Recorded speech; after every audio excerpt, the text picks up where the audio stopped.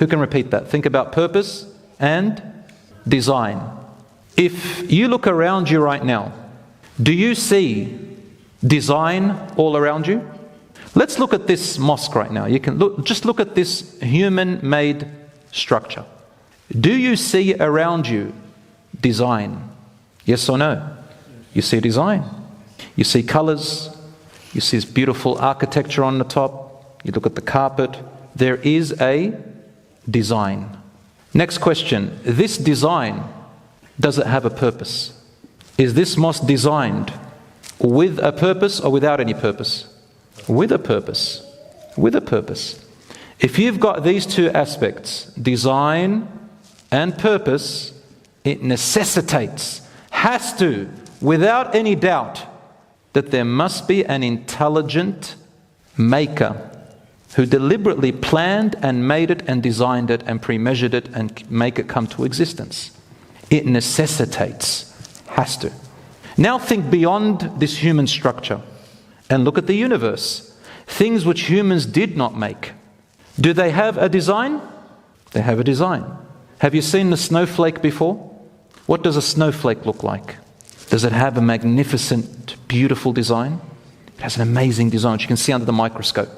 Have you looked at an atom? Have you ever seen it on Google, atom, and seen it in motion? The atom that you and I are made out of. Do you see how there's a little nucleus in the beginning and these things that they rotate around it? They're called electrons. Have you ever heard of that? Look at the design. Is that a design? Second question, does it have a purpose? Let's look at something easy. The sun, is it a design? Does it have a purpose? Of course it does. Since everything in the universe has a design, from the Milky Way to the what is beyond the atom, what is subatomic, to beyond everything we can see, it all has a design and a purpose.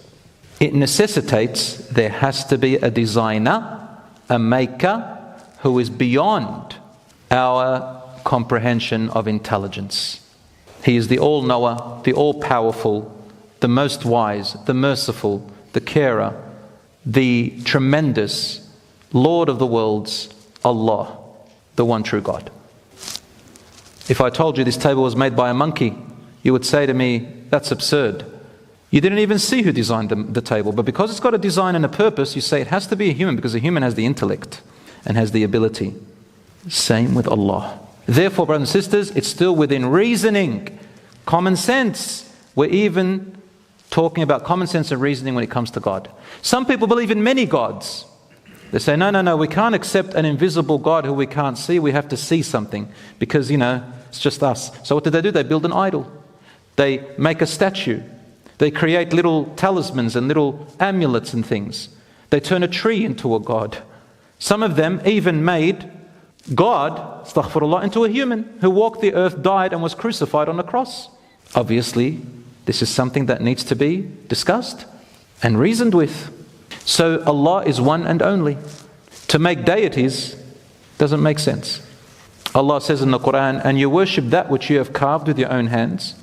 You worship that which cannot eat nor drink, nor can do any benefit or harm to you. You put your trust in that which has no intellect and is nothing, which you created from your minds. And then you say about God things which you do not know. Were you there when God made everything? Were you there to see God? But you say upon God that which you do not know. So brothers and sisters, the fact that you're here, you have a design and purpose. There is an intellectual, intelligent, magnificent being beyond our comprehension, who is God, Allah.